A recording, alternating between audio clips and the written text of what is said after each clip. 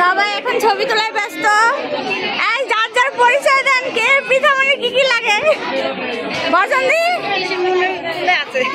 ছোট পিসিমণির কোলে। তারপরে বসন্তি কিছু বলেন। আমি কি বলবো, ভালো লাগতেছে আপনাদের পেয়ে, আরো ভালো। ধন্যবাদ। আরে মা, এখানে পিঠুর জেঠিমণি আর বড় পিসিমণি, আর এটা কি বৌদি? ওটাও তো বৌদি। সবাই এখন সেলফি তুল। হ্যাঁ পিঠু বৌদি।